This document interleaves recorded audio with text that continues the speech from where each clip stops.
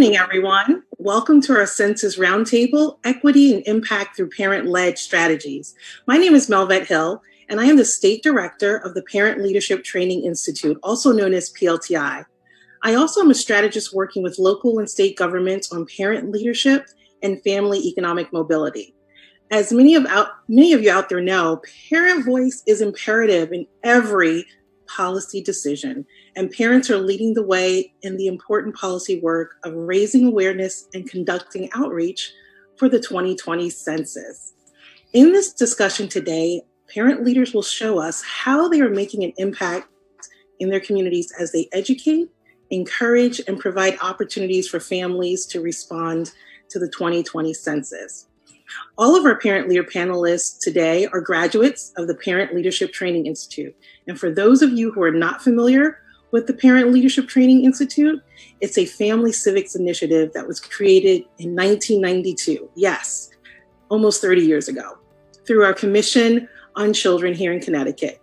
It's now known as the Commission on Women, Children, Seniors, Equity, and Opportunity. It's also referred to as CWCSEO.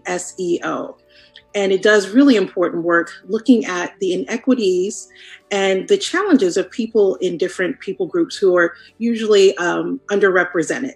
So now on to PLTI. The good news about PLTI and what's been happening here in the state of Connecticut and around the country, again, for over 30 years, is that PLTI facilitates a process in which parents are becoming leading advocates for children and their communities.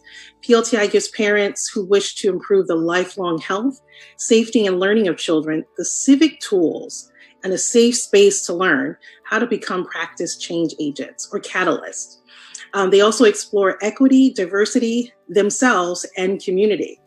So now let's introduce our parent leader panelists. Representing Bridgeport, Connecticut today from the PLTI class of 2017 is Donna Thompson Bennett. Representing Hartford, Connecticut, class of 2017, Janine McMahon. And then let me just go back for a moment. Donna Thompson Bennett is the executive director of the National Parent Leadership Institute, which replicates or implements PLTI around the country and actually in other countries as well. PLTI is in 70 communities across the US, and we also have classes in Australia. Janine McMahon, who's representing Hartford, Connecticut, is a parent consultant for the state of Connecticut's 2-Gen Advisory Board. And then representing Stamford, Connecticut, we have two parent leaders, Regan Allen from the PLTI class of 2000. She's the program coordinator for SPEF, which is the Stanford Public Education Foundation. And we also have Edith Togonsky, PLTI class of 2016. Now, she is the census coordinator for the city of Stamford. So please welcome our parent leaders to the panel. And then our other invited guests are Eva Bunnell, who is a U.S. Census Bureau MQA director, and Merrill Gay, who's the executive director of the Connecticut Early Childhood Alliance. And here today, he's representing Count All Kids Connecticut. Wow, that's a lot. Well, enough of me talking. Let's get started. I think most people tuning in want to know how you all, as parent leaders, are getting the word out about the census and the particular audiences that you're focusing on. So let's start in Bridgeport with Donna Thompson Bennett, and then we'll move on to Hartford. Donna, what's happening out there? Great. Thank you, Melvette. As you know, Melvette, in our shared work with parent leadership within Connecticut and also nationally, we had said that the Census 2020 was a real priority as an issue of racial equity. So as a parent leader, I started my reflection literally, Janine, Regan, and Edith, using our matrix. I started with myself. How would I, as a parent leader on the ground in Bridgeport, get engaged with promoting the census as a volunteer worker, beyond doing the work within my profession, but right here on the ground in my beloved community? And what I recognize is that there are networks that I'm a part of. Besides PLTI, I also been involved with a sorority, and we became a part of what's known as Fairfield Counts Committee. And it is a cross committee of different public service organizations, as well as working in partnership with our census specialists to be able to be creative at how we get the word out in Bridgeport. So that's where I started with the Fairfield County Counts Committee in terms of saying, I'm going to be on the ground, I'm going to be out at churches, I'm going to be out at different events in community to promote the census with materials for sign up, all of that. And then right before the first event, COVID happened. So I'll pause there. It didn't stop my work. And so remember, I did it on the matrix. So I said, okay. And I'll come back to how we changed things because of COVID a little later in this conversation. But because I started with self, I knew I still needed to be engaged. And so I said, okay, family. So thanks to Melvette, I started with reading something as simple as the Census Count storybook. We are raising our 4-year-old granddaughter. So it's a great counting book, color book, and also just a knowledge book, you know, in terms of words and all of that, and talk about diversity and celebrating what PLTI is about. This book has allowed me to do that. What has been really great is because I also have a 13-year-old, 7th grader, rising 8th grader now, who I'm raising, who's a developing reader. It was a great way to have him be engaged in reading also with Nyla. So that's what I did in terms of family. And when COVID happened and crisis schooling occurred, I also used it as a social study lesson for mine in terms of him helping me complete our census as a family. I'll pause there and talk more about community later.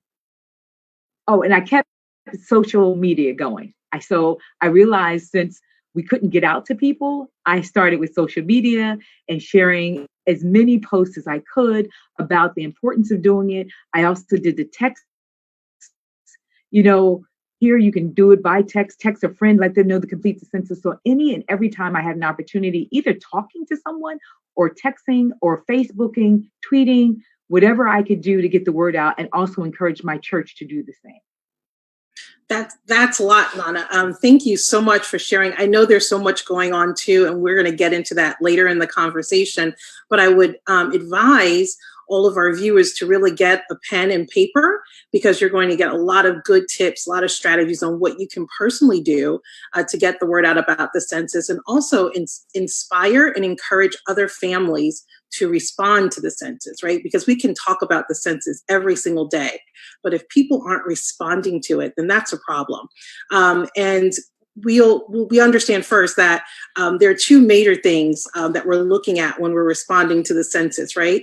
Funds for our community, so funding, and also representation, right? And so if we're not sharing our voices and counting ourselves and our family and of course our children, then we don't have accurate numbers. The United States does not have accurate numbers or accurate data in order to provide funding for each of our communities, our schools, emergency services, transportation, things like that.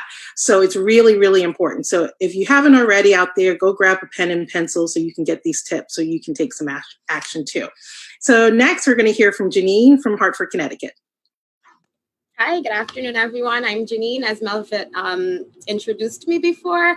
And one of the things that I did, I love Donna because I kind of applied the same formula where I started with myself. So I knew that I needed to be educated about the census. So I attended a number of census trainings. And even though some of it was repetitive, it was beneficial for me to get a really in-depth understanding of what the census is, why it's important, so that when I do my messaging, I'm reflecting and I'm giving the right information to the individuals that I'm engaging with. I'm a part of a number of councils and boards throughout the state. And one of the areas that I started with was the CFSP Advisory Council. That's the Connecticut Family School Partnership Advisory Council. It's a mouthful. And there's a number of parents that are a part of that council.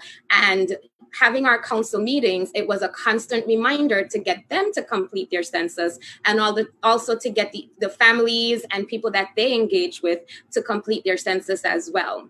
I work for Catholic Charities, and through my work with Catholic Charities, I've been engaged with a number of parent leaders in Hartford, and I've actually used them to help promote some of this work. So one of the first things we did a census training where we invited Catherine Marks, to our agency who did a training with those parents. And then we provided stipends to have those parents go out into community and get some of those numbers. And I assisted them in that process. One of the things that I did was created a spreadsheet so that they can actually track the number of individuals that they engaged with.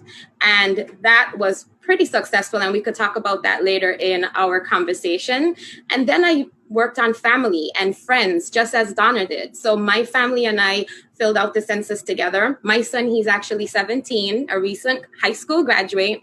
So I told him, remember to tell your friends to have their family members complete the census. He's in New London right now with his dad for his last year of school. So I know that we were able to touch the New London community and also the Hartford community, because initially he was going to the Achievement First high school. So that was my way of ensuring that we were able to get through a number of cities within the state to ensure that some of those census questionnaires were completed. And then, Janine, for those who don't know, who's Catherine Marks? Can you let them know who she is? So Catherine Marks, and correct me if I'm wrong with her title, she is I think it's the regional director for the census here and she covers New York, Connecticut, and what other state? I'm so sorry. Maybe Eva can tell us. Eva, yeah. Yes. Catherine Marks is a partnership specialist, and she covers pretty much all of Greater Hartford and into Tolland County. She's doing a great job working with partners in those areas to get the word out and engage trusted voices in those areas. Yes, thank you, Eva. And I think that's an important strategy, right? To connect with U.S. Census Bureau partner specialists. And I believe that all of us here have done that. And so they are a great resource. They're a great asset in our community as well. And they're so willing to help us in our work. So Janine, there's one more thing I want to ask you to talk about before we go on to Stanford. Can you tell us about the story walk that you did using the Census Counts book, the We Count book? How could I forget the story walk? So we actually partnered with the Hartford Foundation, who actually created a story walk. They did big poster size images of each page of the Count All Kids book that Donna shared with us a second ago. And it was laminated, and we posted all pages along the fencing of the Bushnell Park downtown Hartford, and invited families to that story walk so they can understand what the census is about, and also inviting their kids, because it's a very kids-friendly book. So it was a family-friendly activity for everyone to enjoy. Thank you. That's great. So the book that we keep talking about that Donna has held up and been great at promoting is the We Count book. And it's a book that we distributed. I won't steal Meryl's thunder. I'll let you talk about it, Meryl. But there's a book that's available that really focuses on helping families understand the census and the importance of counting everyone in the family, including children. And that book is available in multiple languages. Meryl's going to talk more about that later. But let's hear from Edith. Let's try hearing from Edith out of Stamford, Connecticut, who's the census coordinator there. Hi, good afternoon, everybody. Good to be here. I'm the census coordinator for the city of Stamford, and I'm a resident of Stamford for 23 years. Since I moved to the United States, I have been living in Stamford. And as you guys know, Stamford is a beautiful city, very diverse city, which brings the beauty, but also brings the challenges at times. And the census campaign is one of those times. You know, we want to make sure we reach out to everybody in our city. We are very diverse in many different ways. And, you know, we're talking about equality. And it's very important for us to make sure we bring that information to everybody, make it accessible to everybody, and make sure that people that don't have as many resources as others will also get information and really understand why it's so important for us to participate in the census. So Stanford is really privileged to have a complete count committee. The committee was formed last year in 2019. I joined as a census coordinator later in the fall, but that committee has many different subcommittees, and they all have different tasks and goals to reach out to our community. We have the diverse subcommittee, we have the faith-based subcommittee, government subcommittee, we have the education subcommittee, which is really important and a key for this campaign, and Regan Allen is the chair of that particular subcommittee. We have the Hard to Reach subcommittee, and all of them, we have 9 subcommittees in total. We're working together to make sure we count everyone. In the last years, 10 years ago, we're not talking about the same Stanford in many different ways. If you guys drive by or visit our city, you can see the change. And we just want to make sure we do everything in our power to get everyone, absolutely everyone counted. So we're very fortunate to have many people that belong to Caterers, everybody really helping us with this campaign. So we have been able, yes. Edith, we're losing you a little bit, but can you tell us some of the activities that you have taken part in or that you hosted in community? Of course. So before COVID hit us, all of us, we were able to be in community events, gatherings. You know, like I said, we're very diverse. So when our friends from any particular committee got together to celebrate the holidays, for example, we have the Chinese New Year's Eve celebration. We make sure to partner with them and be part of their events. Things that they were already doing, they just invited us, and we were able to go there and program those books, other coloring books. If it was a child-friendly event, we make sure we brought things to engage the children and their families.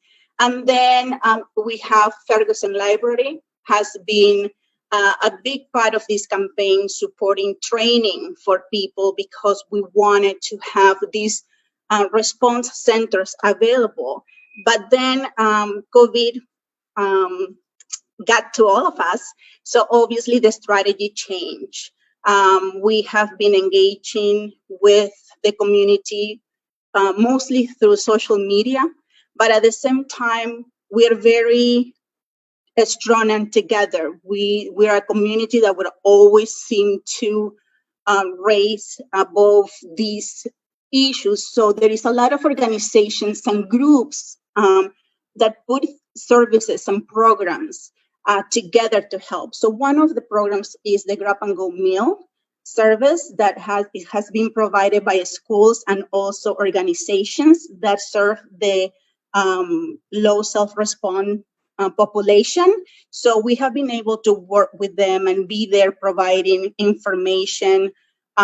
We have been able to be part of these Zoom meetings. You know, the organizations, people is still getting together. So we have been invited to be part of these meetings to spread the word about the importance. We have done it in many different languages, not only in English, but we make sure we bring the information to the language that they feel more comfortable and can really understand. We are working with in the mass distribution events that the city puts together. There is a few events coming up, like the back to school backpack giveaway or food donations. We have been working with churches and small organizations that provide services to many different community members. So we make sure we are out there offering these resources and information. We don't want really them to come to us because that's kind of limited, but we want to make sure we go to where they are, where people are, where they feel comfortable. And we also make sure we bring people that they can identify with. They are people that they trust, that they know. That has been very important. to make sure they trust the message about the importance of the census. Okay, thank you, Edith. And so now let's hear a little bit from Regan, who's part of the work on getting the word out and also encouraging families to respond to the census in Stamford, Connecticut. Regan, can you share more about what you're doing? I know there's one event that happened that was pretty well known. So tell us a little bit about that and other things that are happening. Okay. So as a parent myself, kind of how Donna and Janine said, I first sort of joined from the self. I was asked to join our Stamford Complete Count Committee, steering committee, back in March of 2019. So I've been working on getting the word out since March, and then we put together all these subcommittees. And as Edith said, I'm the co-chair of the education subcommittee with one of our associate superintendents at Stamford Public Schools. But as we were putting together these subcommittees, it was really important to me as a steering committee member to have that parent voice in there because, like as Edith said, they need to be trusted. And I also feel that, especially our PLTI, and we also hold PEP and Parent C, we have over 600 graduates of those programs in Stamford, and they truly represent the demographics of Stamford, and not just racially, but socioeconomically, religion, education level, all that. So I wanted to get those people on the subcommittees because I felt that they would be trusted. And they also have, as we say in PLTI, they have the civic toolkit to know how to get things done. So we ended up with our subcommittees. I think we had like 6 or 8 of our PLTI graduates who were chairs of the various subcommittees. And then kind of going along with what Janine said, it was really important to me that I had the correct information and then other people were getting the correct information. So I went to a lot of trainings by the U.S. Census Bureau, and we started training principals and administrators in the schools. And it's funny because I still am learning new things about the census every presentation. Whenever we work with Yvette Rose, who is our person in Stamford, and whenever she goes to present, she says, "Oh, here's the PowerPoint again." And I say, "No, but you always teach me something new." So I'm always learning new things every time I attend one of the trainings. So we had done a lot, like Edith said, with events and in the community. And then COVID hit, and that week was the week we were actually going to be doing events at parent-teacher conferences in the schools. That was the exact week. So we had a whole lineup of things planned, and then school shut down. So as Edith said, we changed our focus. We did social media. One of the campaigns that was really successful is we asked a staff member at each school, a very visible or trusted staff member at each school, to submit a picture of themselves or them with them families and a statement about why completing the census is important. And so we posted it on social media, and that's for every school that we have in Stamford. And now we're actually going to be snail mailing those postcards to families in the hard to reach areas because, as Edith said, it's really about trust. If you see, your child's second grade teacher that says, "Hey, I filled out the census, it's safe, like let's do this," as well as if the kid in the school gets the postcard and says, "Hey, Mommy, that's Mrs. Maurice, we need to fill this out." I think it's more apt that the families will fill it out. So we had planned so many events for May and June, and they were all in-person events, and we realized not going to happen, but the work doesn't stop. So we had gotten the idea from New Haven to do a party on wheels. So it was a car caravan, and we had, I don't remember, we had so many cars. We started from the Boys and Girls Club on the west side, which is a very hard to count area in our community. So we had a rally, and the mayor came, our state legislators, our superintendent. We did a kickoff rally. Everybody was wearing masks. And then we gave out streamers and balloons and window markers, and families came and dedicated their cars. They had props and all these other kinds of things out there. We gave away the census storybooks that Donna showed before. Then we left, we had the Ferguson bookmobiles. We had 2 fire engines, police car, and we slowly mapped it out. We weaved through, we had about, I think, 40 cars in the end. We were only supposed to have 30, but we had 40. Through all the hard to reach areas. So we had talked to our partnership specialists to get the rates of the percentages. And so, as Edith said, in North Stamford, it's like a 70% response rate. But on the west side, it was only 43, I think, at that point, 43%. So the car parade wound all the way through the city. We had 3 DJs throughout the parade that were blasting music and yelling out things in Spanish and English to tell people along the way. And then also along the way, we had information stations at various community centers and churches. So if pedestrians were walking by and saw the parade and said, what is all this crazy stuff going on? They were able to go to the information station, get some more census storybooks, and find out more about what to do. So it was a big, big success. And at first I was a little upset because I didn't see the rate go up too much, but then Ida shared, I think a couple of weeks ago, that we actually went up a few percentage points in our response rate from those low response areas. So still working on a lot. I think I may steal Janine's idea of the story walk because we have a lot of beaches in Stamford. And I think if we had the books at the beaches, that would be an awesome thing. That's exciting. That's a great idea. I love the hybrids that are happening here. Taking, the story walk from the park to the beach is an excellent idea. I just have a quick question, Regan. I think people are probably wondering, and there's a concern, right, for social distancing and wearing masks. So you did this party on wheels that went throughout town. Were the volunteers wearing masks, and was there proper social distancing that was happening? Yeah, so that was a big concern of mine. And so the planning committee, we had a very large planning committee, and we made the commitment that, and what we found is that the more you see people wearing masks, the more you'll wear a mask. So we all committed to wearing the masks the whole time as leaders. And then all the volunteers that we came in to train, so helping people park, passing out all the streamers and window markers, we were very firm with them. You must wear your mask. And I really think that I was very, very anxious about it, but it was fantastic. People really followed the rules. Since then, we were at a kindergarten information fair this past weekend. And I think if you get the leaders of the events and the volunteers to wear the masks, then the guests that come, they see that, and then they will wear the mask. Like I noticed that at the kindergarten information fair, there were a few parents in the parking lot, but then as they came up and saw all of us with our masks, I'm like, I wish I had it here. We have a really cute Stamford census mask that we got made. So we've been wearing those around. I wear those in the grocery store. So when people see us wearing the masks, then I think they're more apt to. So yeah, we weren't at all worried about the safety once, everybody, it was known you must wear a mask. Okay. We were also offering masks. Remember, Regan? Oh yeah, we were offering masks. Yeah. Yes. I was just going to add that was one of the things with Bridgeport that we were able to do too, Melvette, that everything that we did post-COVID, we did under the concept of social distancing and wearing masks.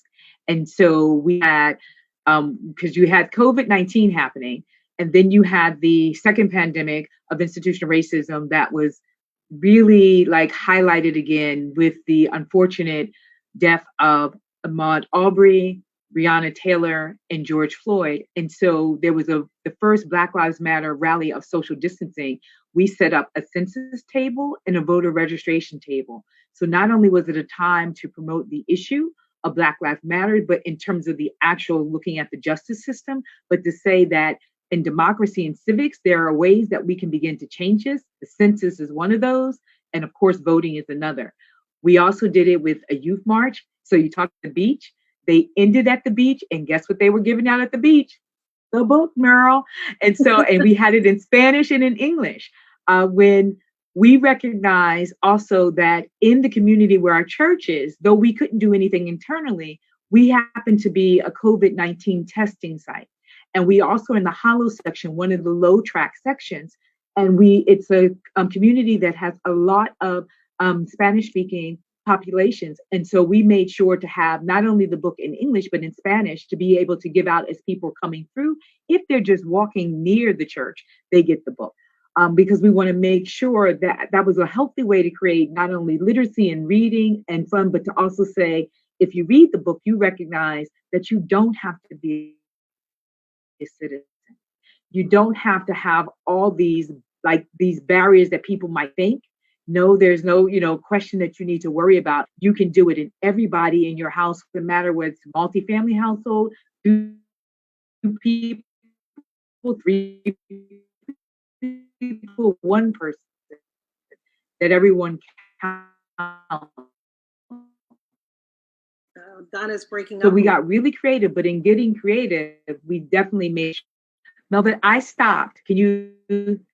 We could hear you. You're breaking up a little bit. So just for our viewers, in Connecticut, we have some storms passing through the state, and we're all in different parts of the state. So you might see a little bit of us losing connection from time to time. But Donna, I think we heard most of what you said, especially about the things that your church is doing and getting the word out and using every opportunity that you're engaging with the community to share on the census and also on voting. So I think that's important. And I think, the equity and impact issue is really important because when we're looking at what we say the hard to count areas, but it's really low self-response rates, there are a number of different things at play, and it could be internet connectivity. Sometimes what we're finding in our work that we're doing around the state is that where we're seeing a low response rate, sometimes there have been populations who've been moved from that location. Some housing complexes might be under renovation and they've relocated people. So I think it's really important to kind of get out into those communities and see what's happening. But also, we don't have to do this work alone as parent leaders, right? We have census partners who are doing this work, who want to come alongside us and help us do it. And so we have Eva here. I'm excited for Eva to share with us about what's happening with MQA. A lot of people don't know what MQA is, so I would love for you to talk to us about that and also maybe respond to some of the things you've heard from parents so far. Oh, absolutely. Melvette, it is a pleasure to be here this evening with everyone. I cannot think of better company and better people to be in the company of than parent leaders, parent advocates. That old saying, if you want something done, ask a busy person. I think, the busiest people I know are parents and grandparents, and they're the ones who get it done, who understand how important it is that we have the resources our communities need to protect the health and well-being and safety of everyone living in our communities, particularly our children and young children. So everything you are all doing is so exciting to hear about. You have risen, to the occasion. We are dealing with very difficult times, and clearly you're not seeing that as an obstacle or something that's going to get in the way of realizing an accurate count for your communities. Everything you're talking about sounds like some of the best practices we're hearing about nationally. So I will talk about mobile questionnaire assistance, our initiative, MQA, as it's known as. We started to launch MQA back in late March. Mobile questionnaire assistance was something where we were supposed to begin in March, and it brings our best resources, census response representatives, to our communities where the self-response rates are low, and offers on-the-spot assistance to individuals to respond to the 2020 census. We go where people are. I think it was maybe Edith who talked about we go where people are. That's what MQA is about. We send census response representatives out to the communities where people are gathering. So again, we launched it in late March. We had to suspend field operations, of course, because of COVID. And we had to figure out different ways to engage with our trusted voices, our partners out there in every community, to continue to motivate people to respond, to capture their attention again, or remind them to respond. So we did things differently virtually most of the time. But on July 13th, we were able to relaunch MQA across the country. And here in the New York region, we have scheduled more than 3,000 MQA events out in communities, particularly those communities that have low response rates, those tracts that have low self-response rates. So we would encourage our partners, all of our parent leaders out there, you have events going on, where these meal distribution sites are, your mobile libraries, you have farmers markets, movie nights, outdoor movie nights, things like that. You can work with your partnership specialist who covers your territory and ask for census response representatives to set up an MQA on the spot at these sites. This is contactless. All of our census response representatives have been trained in practicing all health precautions and maintaining privacy at the same time as they assist people in responding. We have census response representatives who can help with particular language needs. So we pull from other areas. If we need someone who speaks a certain Swahili, we will pull from another state even and bring someone in to help cover that event. So it's a great opportunity to work with our partners at those areas where people are seeking out essential services, grocery stores, et cetera, and ask them to respond on the spot. Take that few minutes to complete the 2020 census. That, we say it takes about 10 minutes to shape your future for the next 10 years. And that's what MQA really is all about, taking the census to the people. Most often, if you ask someone, have you responded to the census? No. Would you like to do that now? It only takes a few minutes. People are generally pretty good about responding, and especially when we're able to do that in a way that protects, maintains all the necessary health precautions. So thank you. Awesome. So now I have to just thank you so much, Eva. We're going to come back and I'll invite questions, but I just want to pause for anyone out there who has not responded to the census already. I'm going to encourage you to just pick up your phone. I'm going to give you the phone number right now. It's 844-330-2020. I dream about that number. I know it by heart, right? You can call, because guess what? There are going to be enumerators knocking on your door any day now, right? And so you can get this done, get it taken care of. It's easy as picking up the phone. Again, it's 844-330-2020. And if I have a friend out there who's watching, if you could just put that in the comments for all the other people watching, that would be great. I'm a great multitasker, but I can't do everything right now. And so you also can respond online, right? And I believe it's my2020census.com. Yes? Am I good? 2020census.gov. .gov. Yeah. Okay. You could do that one, but the quick way to get there, Eva, is my2020census.gov. You can do it that way as well, yeah. It goes right to start questionnaire. So get out there and get it done. We can get it done. We can get it done. So there was a lot of information to absorb out there. So for everyone watching, understand that MQA is not just something that's available to people here in Connecticut, right? To partner with someone like Eva. There are MQA directors all over the country. Yes, Eva? Is that correct? So I'm a coordinator for the New York region, and there are 6 census regions in the country. So I oversee all of the MQA initiative for the entire region, all the states, in our region. But yes, we are conducting MQA throughout the country. So it is something that is accessible to everyone. And Eva, how does one who's in community connect with their MQA coordinator? Like how do they do that? Can they go online? Well, yeah, through your partnership specialist. They can certainly, here in Connecticut or outside of Connecticut, Melvette, you know how to get in touch with me, and you can absolutely share my email with your guests on tonight's event.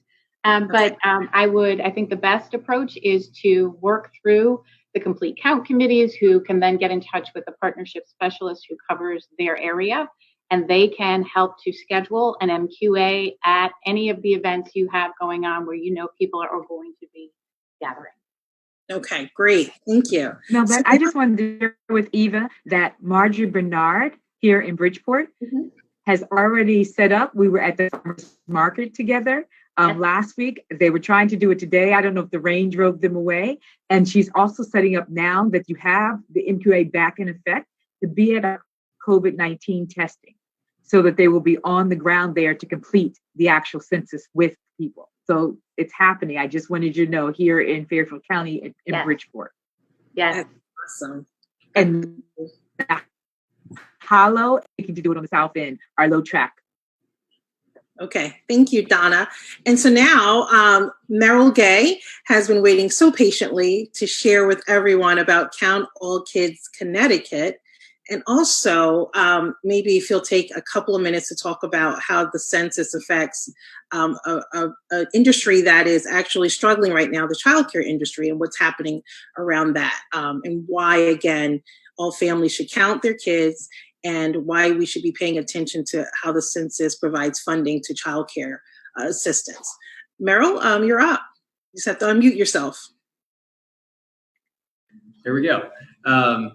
So childcare, the Care for Kids childcare subsidy that helps people pay for the cost of childcare is one of those federal grant programs that is determined by the census, how many people we have as a portion of the overall population.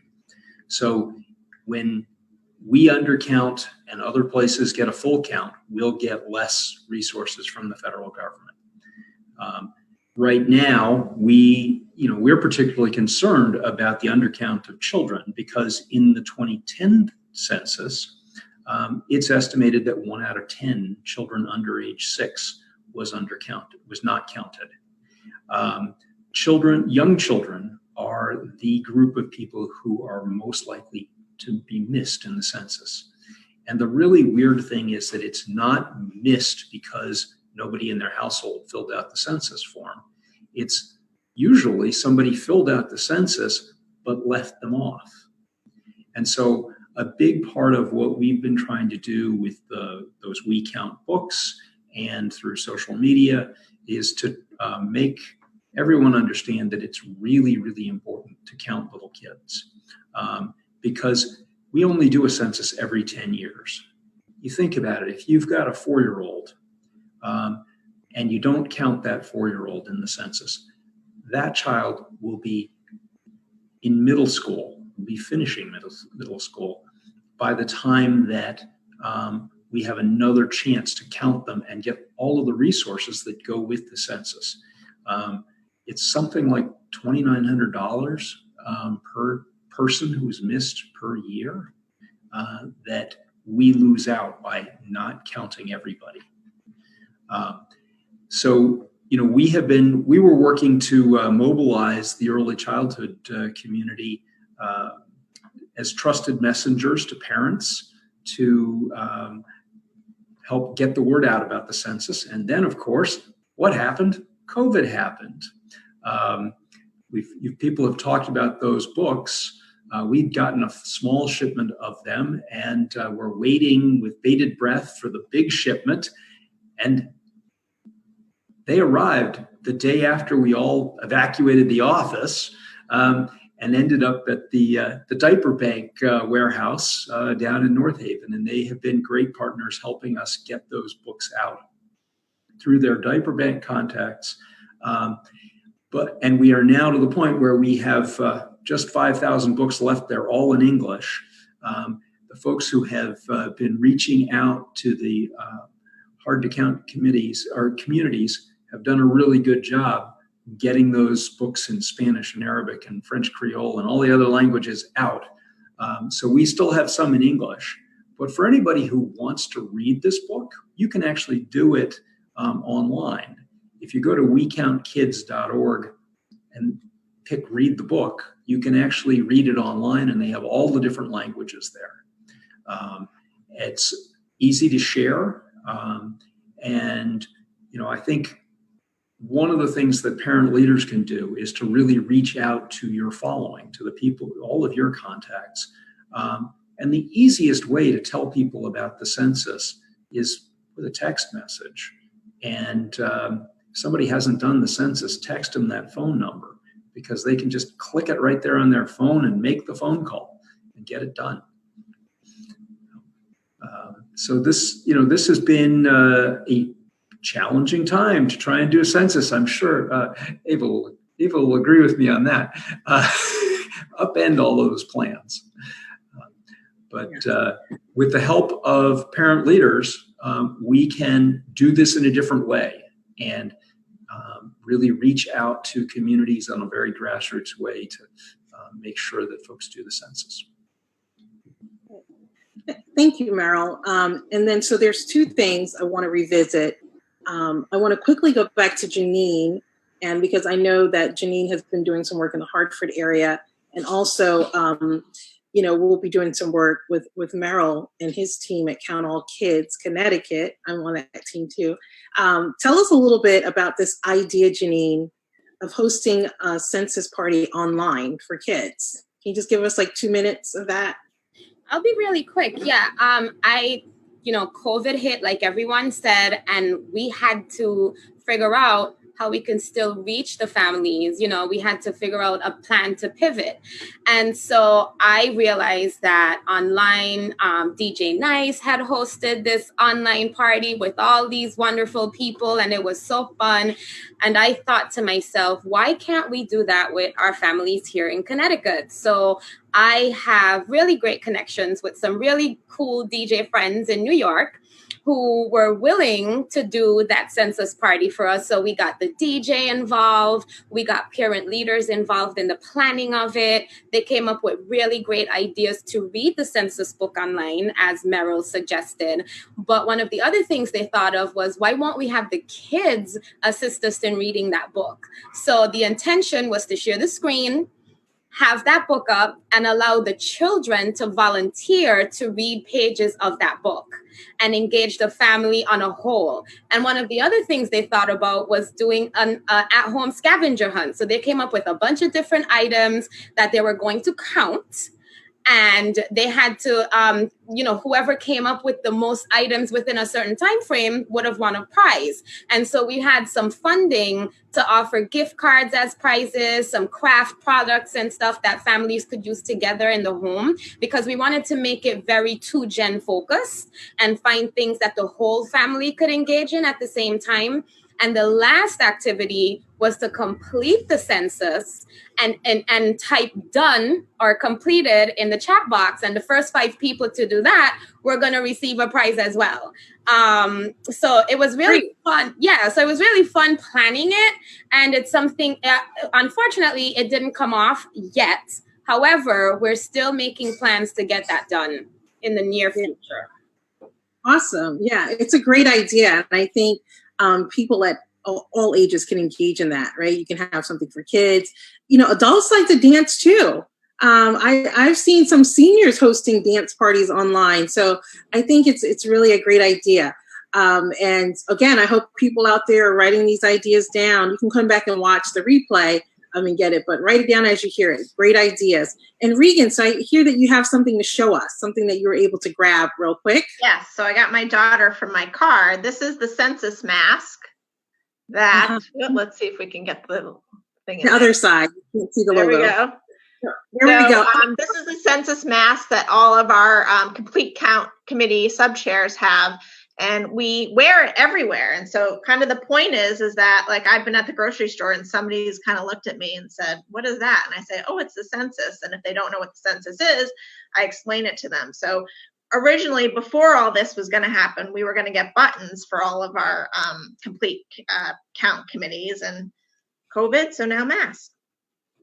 Yeah, that's awesome. And I know, Meryl, you're ordering masks to distribute in the community to parents and children. What do those masks say, Meryl? So those, we have ones for adults that say I count, and then has the phone number. And then we have ones for kids that say count me and the census phone number. And that was my colleague Liz Frazier at Cause who came up with that idea. And we are working together with them on this whole effort. So we will have a couple thousand of those to help in community events. And so if folks are planning an event, get in touch with Melvet and we can help out with that. Okay, great. So for those of you who are online now, just type your name in the chat and maybe your email if you want us to reach out. any of the people on the call, if you want to reach out from them. And also those We Count books, we can get those in your hands as well. And if you're interested in partnering with Count All Kids Connecticut. I also, you just have to know that all the people here, all these parent leaders are planning to work together, because I can see them, right? They're connecting, like, I want to work with you on that. So this is how it works. So we've talked about like the impact that these parent leaders are making in their communities, and with their organizations, because a lot of them, most of them are leaders within their organizations as well. Being a parent is a big job. I have 4 children. I understand. They're all big people now, but they're not little. But being a parent it's an enormous job. And during this time of many things going on in our country and in our lives, these parent leaders are out there and they're doing above and beyond, right? To not just help themselves and their families, but to help us all. And so we commend you for all of that, all that you're doing. And we're so honored and just blessed to be in this work with you. We also talked about how you're pivoting, right? So I know there were lots of events planned, outdoor events, all kinds of events to get people together to complete the census. We were envisioning people were going to be, doing their census on a tablet or on a phone, and there were going to be people out there to help them, and we were going to be building relationships as well. And things got turned around a little bit, but you all found a way to pivot and to do something else outside of what you had expected. You thought outside the box, and you're still doing that. And we also have learned from Eva about MQA and what they're doing and how we're working with them in community as well, and can do that.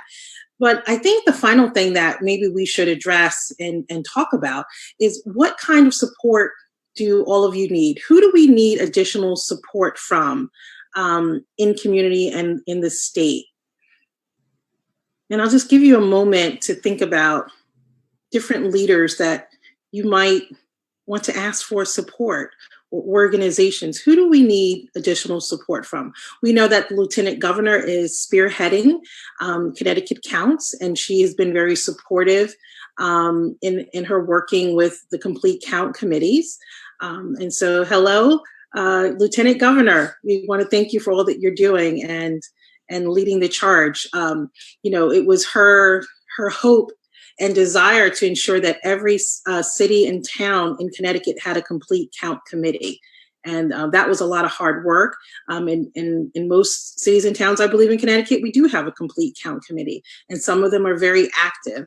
And so in your good thinking, who else would we need support from? Who else would we want to turn to the camera and say, we need your support?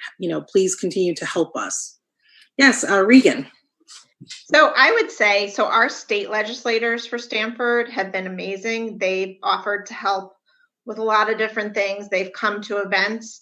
Where I would like to see more support is from our local Board of Representatives, especially in the areas where they cover that are the low to respond areas. So like, for instance, where we had this kickoff car caravan, we had really invited all of them, and there were only a couple that showed up. So I don't know if there's a disconnect with those legislators, the local legislators, not understanding how the census can help them get funding for the rundown park in their neighborhood, or, with highways or anything like that. And I don't know. We're still working on it, trying to brainstorm ways of how to get these local legislators to understand the importance of the census and also just spread the message to their constituents. I know it's been hard in Stamford because we were a COVID hotspot, and unfortunately we had a lot of deaths from it. So they were dealing with that, and now we're obviously in a budget economy crisis. So they're certainly working hard, but I don't think the census is a high enough priority. So I would love to have support or ideas on how to get them more involved. Okay. I would add, we have some faith-based organizations who have definitely and have planned to be more in the front line with it before COVID hit. But if there is a way to get more diverse faith-based organizations to promote it, whether it's in their virtual services that they're still having, or if they're having any small group gatherings, particularly in those communities. And even it's almost like a nod to you, I would ask where there are those people who are afraid still that the census is not something they should fill out. So we were talking the other day as a team, and Edith shared that it's really those voices that people trust, those leaders that people trust. And so I'm thinking a lot of the faith-based leaders, whether it's someone who is an imam or someone who is a pastor or someone who is a rabbi, but has connection in those pockets, particularly in, like, I think about my community in the South End. We're Mount Airy Baptist Church is doing work in the Hollow, but there are other churches in the Hollow. If we could do more of a reach out there. And then the final thing is more of a question. Eva, I don't know if your census partnership are working with like small businesses. I'm thinking about the local bodega that, you know, members go into, and they may trust that store owner if they were part of the census team and getting the word out as well. I think would help with the increase, particularly in our low track areas.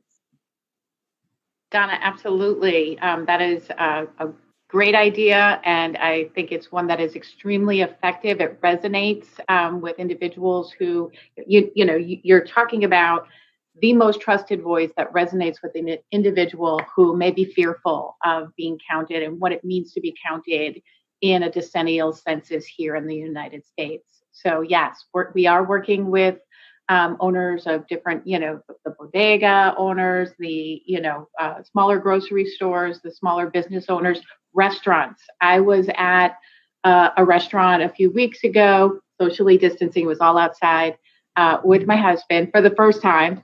And our friend actually owns the restaurant, and he brought his restaurant staff out, and we talked about the census, and it was very clear that his staff trusted him.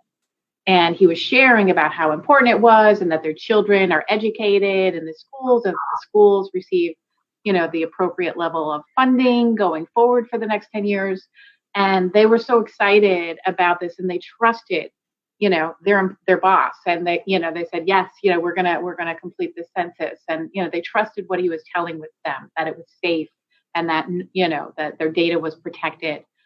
So you're absolutely spot on, Donna. Those are the voices we need to engage. So I agree with Regan 100% with having the local reps coming to the community and assist with that. One of the hardest areas that we encountered was in the South End, where there's a lot of Spanish families. And what happened is when we entered into that community initially, there was a situation where ICE had actually went into that area and had taken a few individuals literally a couple days before we engaged with those people. And so they were just like, absolutely not. This is not trusted. I don't care if you say that, a census worker is sworn to an oath and could face time in prison and would have to pay a fine. That means nothing to me because government cannot be trusted. So I think what they need to see is their state rep coming in, or their local rep, coming in and talking to them directly, because these are the individuals, this is their constituents, these are the people that voted them in. And if that messaging is coming from them and maybe partnering with the leader in that community, somebody who the community also trusts, and they see these two entities working together, I think that might make a difference. So I totally agree with you, Regan. One of the other things that some of the parent leaders and I brainstormed was going into barbershops. Like, there's a lot that happens in barbershops. And this was initially before COVID, before everything shut down.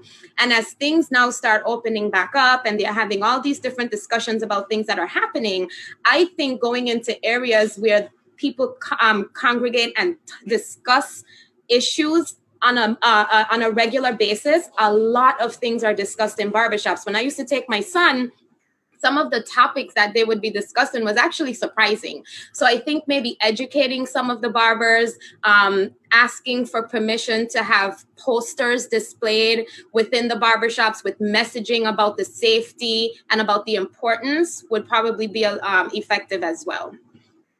Okay, great. So Janine's going to do that in the Hartford area. Because I think you've just assigned yourself something to do. I'm sorry, Eva, did you have a thought? Were you going to say something? No, just to that end, to Janine's point, we are actually scheduling MQAs outside of barbershops and hair salons and places like that. So great idea, and absolutely engage your partnership specialist and schedule an MQA outside. They're very effective. Will do. Thank you. So this was a great conversation, and definitely I learned a lot from all of you. One last thing I would add, I'm on the Complete Count committee here in Danbury, Connecticut, and we're learning from all of our other Complete Count committee partners too. And so we're doing a lot of those things that you're doing as well. The thing I would add, and I think I got that from Regan, this next point is yard signs. We've got to get yard signs out there that have the census phone number on it, as well as the online address where they can go and complete their census. People see yard signs, right? And so let's get that out there as an idea as well. So final thoughts. Let's go around and hear your final thoughts. Like, what's your last line? What's the one thing that everyone needs to know about the census? I'm going to go around. Let's go to Edith and Regan first. Let's go, Edith. Thanks, Melvette. And my final thought, and also something to add to the last topic, and especially because we're talking about equity, and we're looking for fair representation in general, but at the same time, our focus has to be to divided efforts, to reach out everyone, especially the ones that need the resources the most.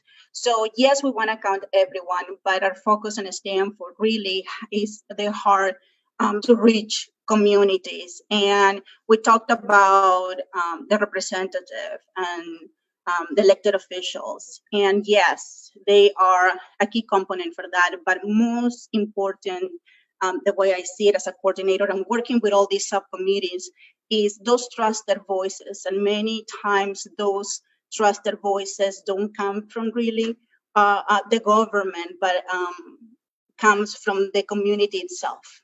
The priest, the person in your congregation, the teachers, your advocate, your activists in the community. And we need to make sure they see themselves, the community see themselves in us, the people that are talking about the importance of the census, and that we trust us. If we're going to be going into a community that we know we have a lot of Hispanic families, it is helpful for them to relate with somebody that comes over that is also Hispanic. Again, my story, as I'm original from Peru, is not everybody's story, but I can relate to a lot of those community members. So, and the thing that we're doing now at this point of our work in Stanford, it's really make sure that all our work is merging and we're working together.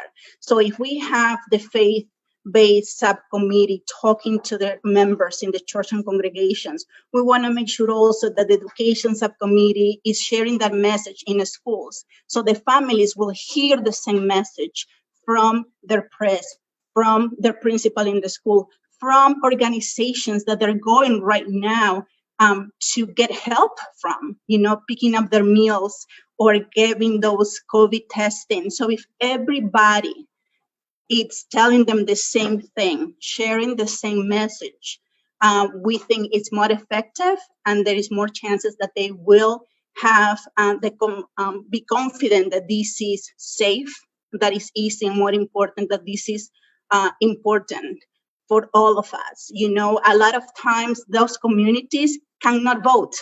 They might not know who is their representative, who is that elected official, because they can't vote.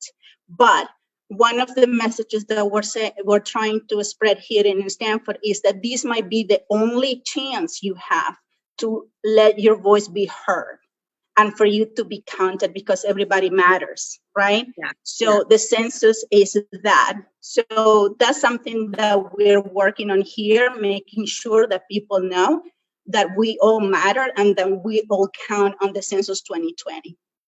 Thank you. Thank you so much, Eve. That's a great final message from you. So I appreciate you extending and elaborating a little more on that. So thank you so much. Regan, let's go to you and then to Donna. So I was just going to say, Edith said a lot of what I wanted to say, but one thing that was really important to me going back to the PLTI matrix is family.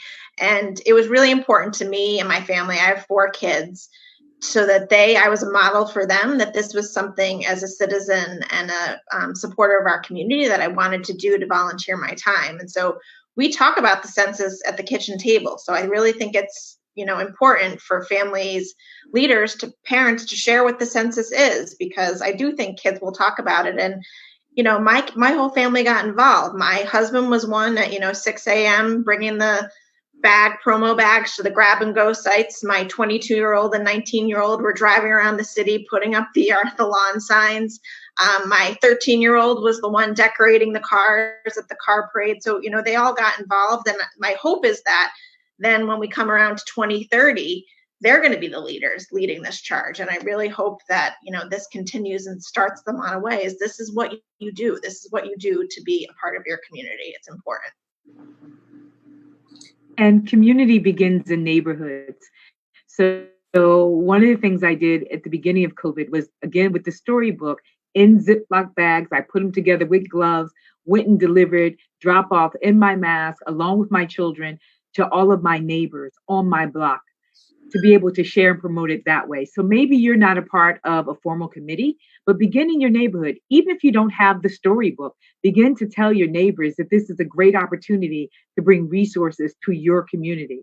And then remember, community is not just these organizations that you traditionally think about, but other groups, such as we have a group called Street Safe here in Bridgeport, and they are out checking on families who would be in crisis. So they're taking census information with them.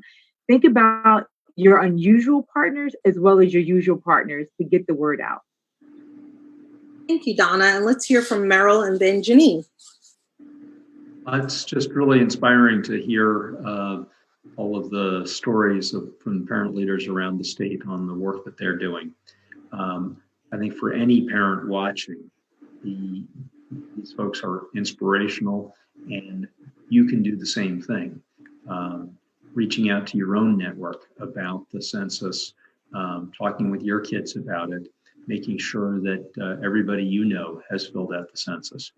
And again, I would just stress that text messages get looked at a lot more than phone calls, and you can text that phone number to do the census to somebody, and that's a whole lot easier than trying to read out a web address or something. It gets them right to it. Thank you. And for me, I'm not sure if you guys hear my accent, but I'm from the Caribbean, and I'm a part of a Caribbean Women's Network. And I know that there are a lot of individuals who reside here in the US, whether it's Connecticut or anywhere else, who are not documented, who probably feel like they don't belong. The census is an opportunity for you to have a sense of belonging because you also come. And so my parting words is literally a message to those individuals to understand that you're just as important as anybody else. Your kids are as important as anyone else. A lot of you have children that were born here in the US. And when they're not counted, I think Merrill said 29,000, but I think it's more like 2,900. I think it's about a little over $3,200 that is missing every year for that one child for the next 10 years when that child is not counted. So think about your child not receiving their $3,200 because you refused to give it to them, and that's my parting words, honestly, because we argue about schools, the closings, the teachers not receiving enough money as salaries, and it's literally the onus is actually on you to complete the census to ensure that the federal funding is received to improve those conditions. So that's my parting words to everyone that's listening in. Thank you, Janine. And Eva, your parting words, your final words. Thank you. Thank you so much, each and every one of you, for being leaders, for reminding people of the power that they do have, the voice they have to shape the future for the next 10 years. It's not just a cliche. Going forward, we're starting to knock on doors. We're beginning to send census takers out, knocking on doors to those households that have not yet responded. But It's important to remind those individuals that it's not too late to respond online or by that toll-free number that you've spoken of tonight, all the way to the end of the census. So if somebody a census taker knocks on your door and you don't want them to come back, just go online or call that toll-free number and you can still respond now.